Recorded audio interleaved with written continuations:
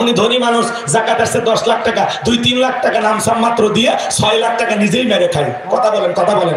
আর এই দেশের মানুষ জাকাত পাইছে, জাকাত মানে শাড়ি লুঙ্গি, জাকাত মানে কি শাড়ি লুঙ্গি, এমন লুঙ্গি কিনে দেয় 200 টাকা দাম, লিটল লুঙ্গি পরে থাকলে আর জান্নাত জাহান্নাম সব বোঝা যায়।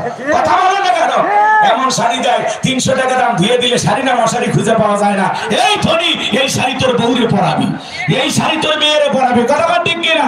জাকাত মানে শাড়ি লুঙ্গি না, 5000 শাড়ি লুঙ্গি দেওয়ার দরকার নাই, 200 দাম মান সম্পূর্ণ রুচিশীল কাপড় দেন।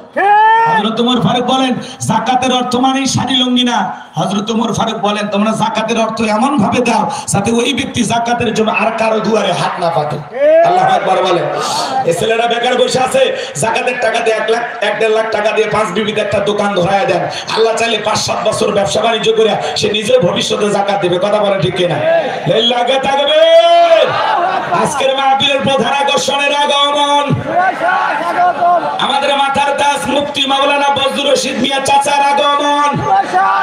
লিল্লাহি তাকবীর। এইবার এসে গেছে প্রধান আকর্ষণ, এসে গেছে। আর টেনশন আছে আপনাদের? হ্যাঁ, কষ্ট পাই না, বসে বসে, হ্যাঁ বসে।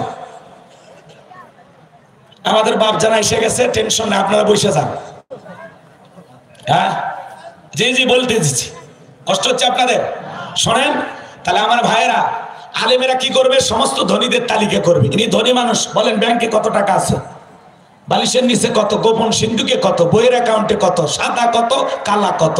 আপনার টাকা আসছে 2,75,72,500 টাকা। ধনী যাকাত দেবে না, ধনীর কাছ থেকে যাকাত আদায় করা হবে। আল্লাহু আকবার বলেন।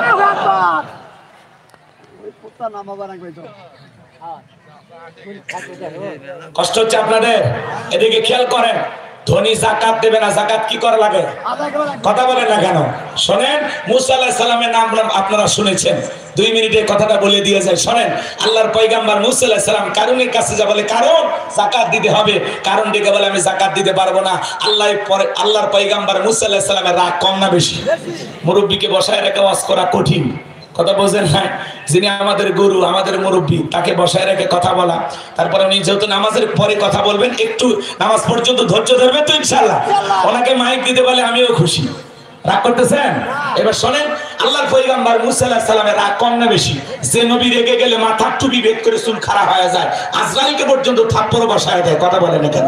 ফিরাউনের এক কিপ্টিকে এক খুশি দিয়ে দুনিয়া থেকে বিদায় করে দিয়েছে। আল্লাহু আকবার বলেন।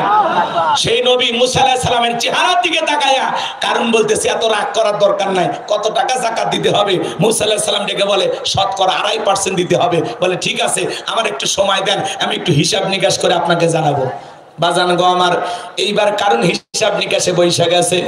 এই কারণকে আল্লাহ তো সম্পদ দিয়েছিল, 70টা উঠলে তো চাবি বহন করতে, চাবি যদি এত হয় তালা কত, আর তালা যদি এত হয় সিন্ধুকের মাল কত, ছোট মাথায় ধরবে না। কারণ এইবার হিসাব নিকাশ করে দেখে এত পরিমাণে যাকাতের অর্থ আসছে, হাজার হাজার কর্মচারী দিয়া সারা রাত সারা দিন যদি যাকাতের টাকা দেওয়া হয়, এরপরে টাকা শেষ হবে না। এমনিতে কৃপণ, পায়ে স্যান্ডেল দেয় না ক্ষয় যাবে বলে, গায়ে জামা পরে না ছিঁড়ে যাবে বলে, সেই কৃপণ কি এত টাকা যাকাত দিতে পারে না? সে তখন কি করলো, এলাকা একটা 2 নাম্বার মহিলা ছিল সবদা, এই সবদা নামের পতিতার কাছে যা বলে, সবদারে তোরে 2 বস্তা টাকা দেবো, অ্যাডভান্স হিসেবে আজকে 1 বস্তা টাকা দিলাম, আর আগামী কালকে সাক্ষী দেওয়ার পর আর 1 বস্তা টাকা দিব। বিনিময়ে আল্লাহর নবী মুসা আলাইহিস সালাম যেই মসজিদে দাঁড়ায়া মানুষকে আল্লাহর পথে আহ্বান করবে, ওই ভরা মসজিদে দাঁড়ায়া একবার শুধু বলবি, নবী মুসা দিনের বেলা ওয়াজ করে আর রাতের বেলা আমি সবদার সাথে রাত কাটাই, বাস এতটুকু কথা বললে যথেষ্ট। সবদা রাজি হয়ে গেল। পরের দিন সকালবেলা আল্লাহর নবী মুসা আলাইহিস সালাম ভরা মসজিদে হাজার হাজার জনতাকে আল্লাহর পথে আহ্বান করতেছেন। নবী মুসা আলাইহিস সালাম দাওয়াতি কাজ করতেছেন। ওই ভরা মসজিদে মুসা আলাইহিস সালামের আলোচনা শোনার পরে সবদার পাষাণ হৃদয় গইলা চোখ দিয়া পানি ঝরতেছে। একটু জোরে বলেন না আল্লাহু আকবার। আমার ভাইয়েরা, কারণ ইশারাতে বলে তাড়াতাড়ি দাঁড়া, বলেন আর একটু শুনি। 2 জন লোক পাঠিয়ে দিল। ওরা যা বলে, গতকালকে নেতা 1 বস্তা টাকা দিয়েছে অ্যাডভান্স হিসাবে, আজকে 1 বস্তা টাকা রেডি আছে, সাক্ষীটা দিয়ে টাকার বস্তাটা নিয়ে বাড়িতে চলে যা। সবটা বলেন আর একটু শুনি, বলেন আর শুনতে দেওয়া যাবে না। 2 জন 2 হাত ধরে ভরা মসজিদে জোর করায় দাঁড় করায় দিল। যখন কারো লাভ মেরে দাঁড়ায় বলে, মুসারে ওয়াজ বন্ধ কর, টাকা দেখ। 2 নাম্বার মহিলা দাঁড়াইছে।